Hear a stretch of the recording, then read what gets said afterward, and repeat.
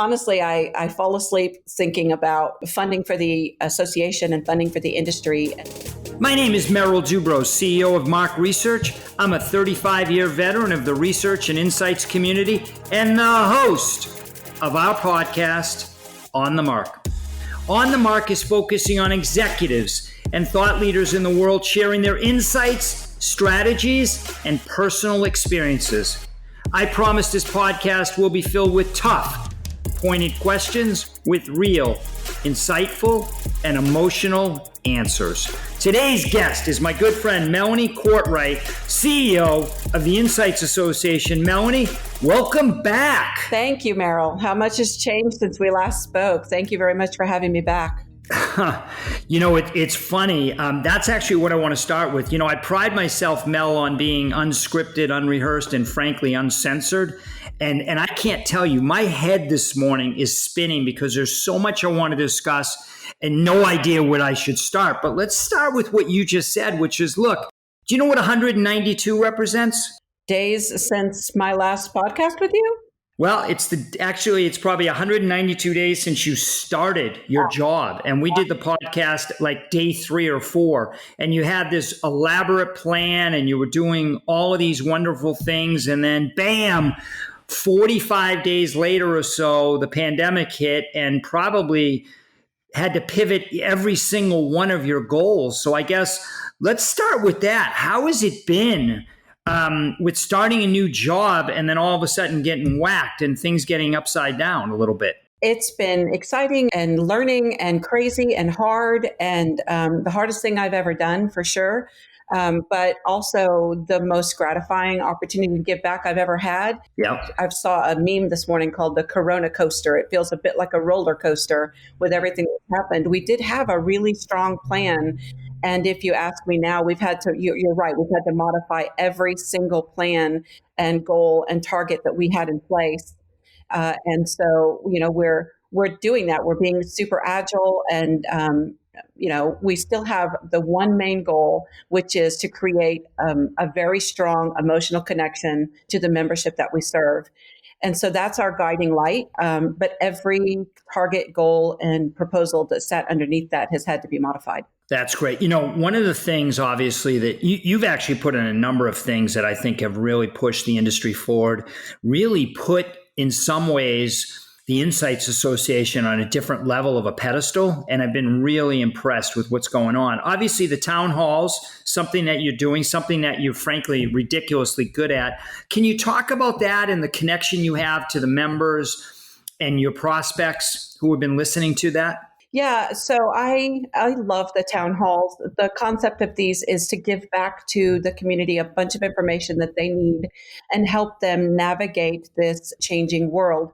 So in these town halls, we just have open dialogue about how's the industry doing. We're having one later today, in fact, and we're going to share the third wave of, how does the pipelines look? Are people reopening their offices? What are the employees worried about? So we're going to share all of that, as well as we're going to be talking again about how are the consumers that we're supposed to be so connected to, how are they doing? How are they changing? So it's a research roundup, and it's all free. It's just our way to member companies. It's our way of giving back. And we've had so many people just tell us how grateful they are for the amount of information we're putting in their hands to help them make decisions. One of the words you used is obviously it's great that you have all of this content and you're delivering it and stressing the word free. Obviously, with a lot of your revenue tied to conferences, right? Which can't believe it, but I assume we've seen the last of in-person conferences for 2020, and I guess 2021, or at least the beginning of it, is a TBD, which near and dear to my heart because for the last 15, 16 years, the CEO Summit is the third week of January.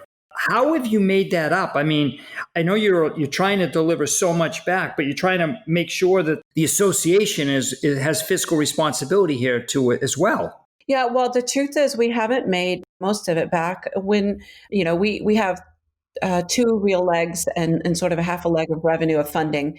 The membership dues are a big part of that. Yep. And we're very fortunate to have that drive happen in Jan Feb. So we had that, come in but our growth projections had to be modified completely. But we did have, we are having an okay funding year from a membership perspective, but the other leg was events. And you're right, we're having no in-person events for the rest of 2021. I'm excited about what we're doing, pivoting them to virtual. The engagement's better than ever. And CRC is coming in October, and it's going to be a really different format again, based on the research and hearing from what people would like us to try. But it's not going to be the same, in terms of the amount of funding that it would bring in. So we've been looking at other ways to bring in funding. You've been very helpful to us in creating ideas for how we can bring in additional support, because the funding, it supports all the advocacy work that we're doing, all the staff, all the technology, all the just the overhead of running the association. And so it's important, but we've replaced some of it, but we haven't replaced all of it, just really openly. Yeah, with the pandemic, my belief is that there actually will be some positives from this, that I think the world will be a better place to live. And I think people have much more empathy than they once did. And I think they'll have more of love for mankind than they ever did, right?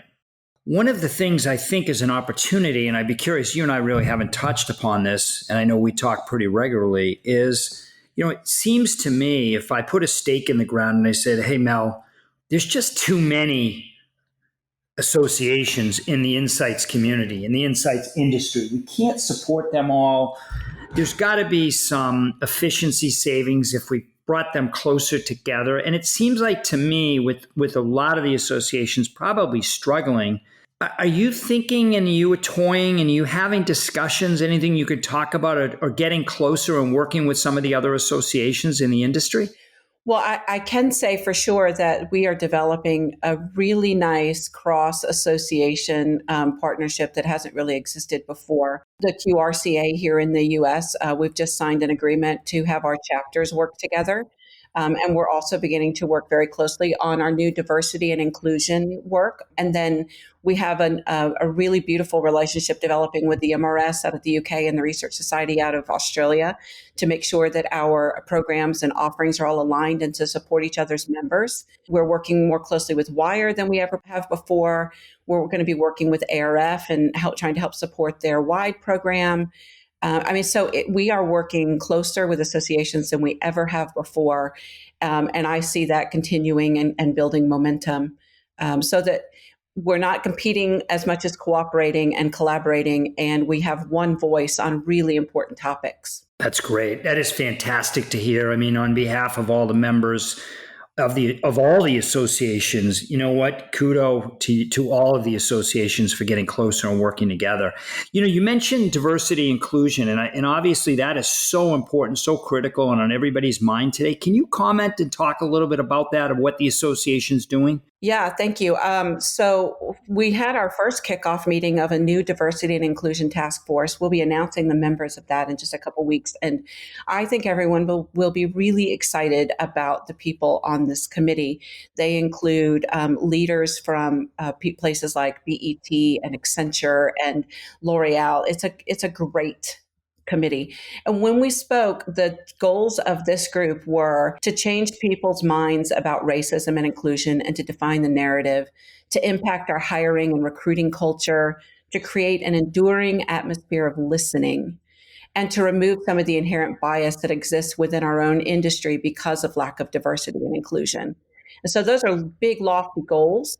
And the way we want to go about accomplishing, progress against that is to build a measurement plan, because as an association, as an industry that is about measurement, we need to measure this, to build an action plan to move the measures that we develop, and then to start celebrating success. And then importantly, to build this coalition of associations to help us, where each association brings what they're best at to the table, and we don't all try to solve all of them individually and in silos. I'm super excited about what we're going to do. Oh, that's great. And when is that launching? The first committee meeting actually was yesterday, and we'll be announcing launching the members and the plan in about 2 weeks. Oh, that is exciting. How big is the committee? It's right now 9 people, and it's going to grow to about 12 because we identified a few gaps we had yesterday. But then it's going to be a hub and spoke model. So those 12 people are sort of going to be, the people sitting, reaching out and bringing information back and sharing information back out. So there'll be volunteers from all over the chapters, all over the industry, and all over all the other associations in sort of a hub and spoke model. It'll be hundreds of people across our industry passionate about this, working to make change. And I assume worldwide. We're not just talking about North America. You're talking worldwide, right? Yep, MRS is a good partner for us in this. They're going to be sharing with us what they do. Again, Australia and SMR and others. Yes, it's going to be worldwide. Wow, I mean that's a big goal, and that's critical. I know that everybody is sitting back and waiting to hear more and seeing how that committee expands everybody's thinking. That's great. So let's get back to the pandemic for a second. I don't have a crystal ball and say, well, COVID-19 will be a thing of the past in January or February or March, but we do know this. It's going to be past us eventually, right? The dust will settle. So whether that's in 6 months or a year, let's not debate that, but the dust settles, right? What do you think the insights industry looks like from Mel's lenses? So it looks much more like what we thought the future was going to be, only we thought it might take 10 years to get there. And so what I mean by that is it'll be a lot more remote work from the talent itself. What we're hearing is that people very much love working from home and the balance that they're getting, not spending so much time commuting and in traffic. And so they're going to want to keep an element of that. There'll be a lot more use of video that's going to stick. And so it'll look, a little bit more like the future that we thought was 10 years away from like how we work. But it will also look like that from a perspective of the research itself. There'll be a lot more hybrid. The tethering of qual and quant is being forced now that qual is having in-person qual is having to move online. Now that it's moving online, it's tethering right into quant so that it's you do your qual and then you measure with quant and then you go back and forth and it's iterative. So that is really moving.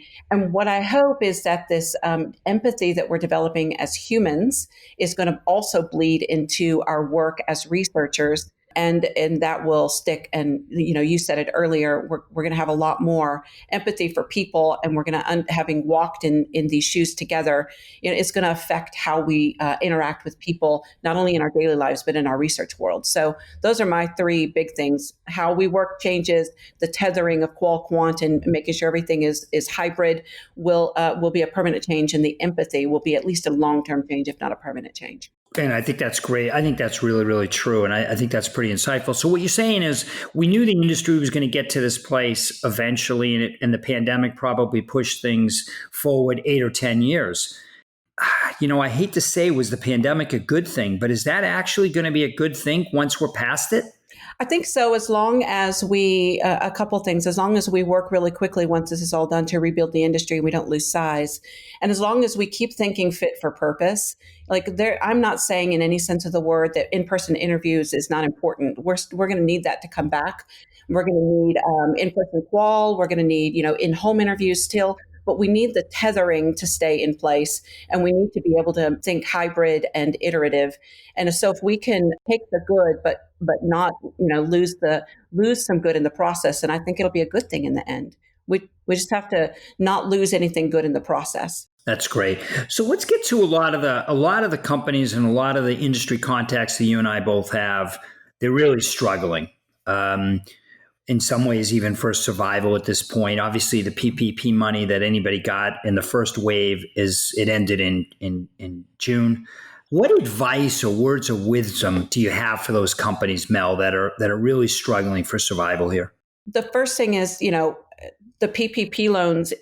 If you haven't done them, there's more coming, and you really should do those. And if you need help, we can help you. Stuart Pardo, our general counsel, can help you. I know we actually have been pulling some of the data that is available from the PPP loan portals, and we can see that quite a few of our members have taken advantage of that. So that's wonderful. There are other opportunities out there too, like low interest loans. If it's not just the PPP loan money, but low interest loans. So from a financial perspective, financial planning, scenario planning, finding ways to cut costs that don't affect the delivery of the service. And so we could talk for hours just about financial, but more important than that, I think, is constant scenario planning and being agile. I know I said earlier that we changed every goal that we had. We've changed every goal that we had 4 or 5 times. And then we're looking at it and saying, okay, this is not going to happen now. So we're going to have to find another way over here. And I heard several speakers say lately that the ones that survive are not the strongest. They're not the most well-funded. They're the most agile. They're the ones who change every day in reaction to what is going on around them. And I think that's completely true. And so to do that, though, you have to be just flooded with information and consume every bit of information that we can put in front of you and let us know if there's something that you don't have that we can start to develop for the industry. I think that's great. How much sleep are you getting these days? Not much. Honestly, I fall asleep thinking about funding for the association and funding for the industry and friends who are out of work and businesses that are struggling. In my role, I hear a lot and people come to me and I love that, but I fall asleep worrying and I wake up energized, but also worried still. So thank you for asking that question. Well, yeah, I know. And my day has changed a little bit. Usually I get to the office at 6:15. Now I start working at about 5:10. So I know what you're doing, what you're going through. And, you're almost this shield for all of us, all of the members in the Insights community. It's almost like, Wonder Woman Courtright, in some ways, protecting all of us and making sure that the long-term viability of the association, of the industry is intact. And I can't thank you enough on behalf of everybody who is in the membership, who's thinking about being a member, because, you at the helm, you've done a really good job, and we'll get through this to the other side, and we're better because you're involved, Mel. I would be completely remiss if I did not thank the staff, Howard and Nicole and Art and Jen and John and Meg and Cheryl, and they're amazing. And then the volunteers, so many volunteers across the industry that are being a part of this. And then the board, an amazing board and executive committee supporting me. And so this is truly a village of people working to make a difference. And you, Meryl, thank you so much for the advice, and people like Steve Schlesinger and Adam, who are just there for me to pick up the phone if I'm having a moment where I'm just not sure what step to take next. I am surrounded by people who care about me and care about the success, and it wouldn't be possible without them. Well, it's, on behalf of Steve, Adam, myself, the board, and everybody, we're all here for you. I've said this 100 times. I post this often on LinkedIn. We're all in this together. Some of the stuff that's happened in the past 30, 40, 50 years has only affected maybe one city or one part of the United States or part of the world. The pandemic is affecting all of us. And, Mel, I just can't thank you enough for your time today. Thank you, Meryl. Thank you so much for the opportunity to do this and for everything you're doing for the industry as well, your podcast and then your Insights Resource Guide. Thank you so much. I really appreciate it. Thanks again for listening to Melanie Courtright, the CEO of the Insights Association. This is the On the Mark podcast. My name is Meryl Dubrow, and you have a great day.